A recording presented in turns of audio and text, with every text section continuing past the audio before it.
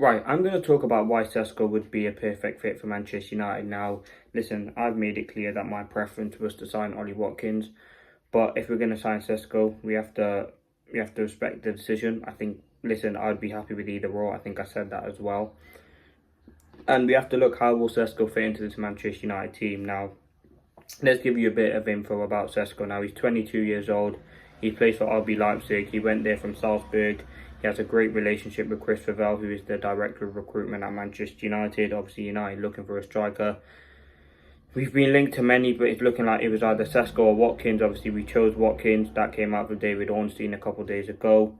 And then we've seen the price. Listen, it's 75 million euros, which I believe is around 69 million pounds to sign the player. Now, for me, Sesko would be an ideal choice. I think his profile's good. I think if I looked at it from a different perspective, you'd see that we already have a lot of Premier League experience in that team, and that is what has been reported from Ben Jacobs.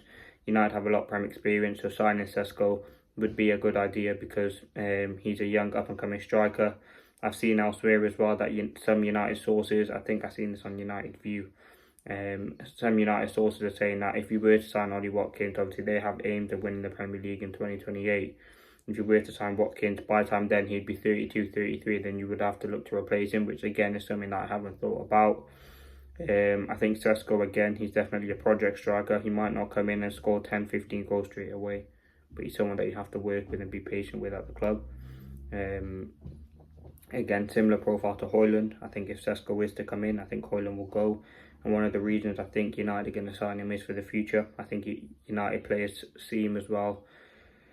And I think he looks like he would fit this system very, very well in terms of his goal scoring ability, his ability to score from crosses and his overall system play.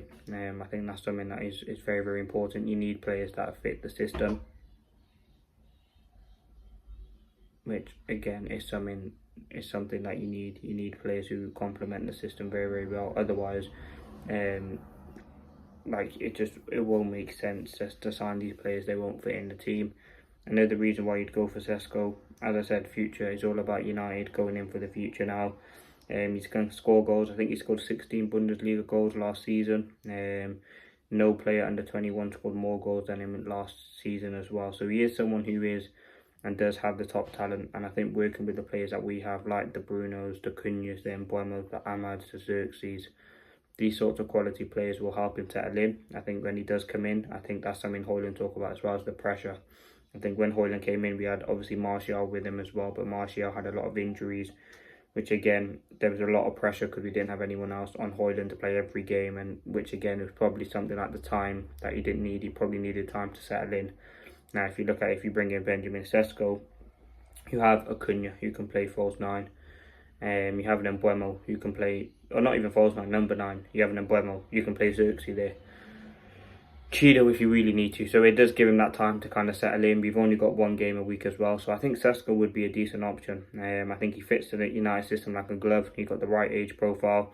He's got a chance to go on and to develop. I think he'd work well with Ruben Amorim. Again, there's concerns about the price in terms of 75 million euros. It's a big risk. I mean, we spent that right in that region on Rasmus Højlund, but as I said, you can't really compare them. But United do want Sesko.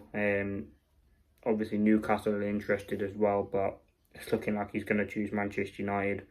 But again, we'll have to wait and see, because if just say Isak goes to Liverpool, bam, they can go and get him because they have the money. They can go and get Sesko straight away, and he'd be their striker. And then United are looking at potentially an Ollie Watkins, or potentially like he would be our fallback option. So if you want to get the Sesko deal done, we have to act that quick. He's very, very highly rated internally by Manchester United, and obviously Chris Favell.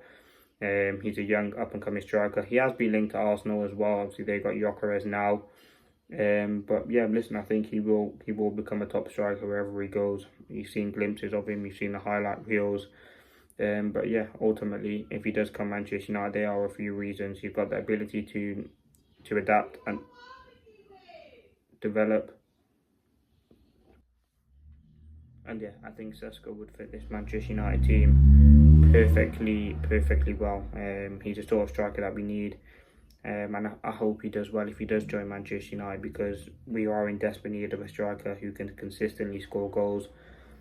And again, listen, I'm going to back the player if he joins. I think he will be someone who United will bring in and obviously have scouted for a very, very long time. They obviously know all the data about him, what to expect from him. So, yeah, let's see. But thanks for watching.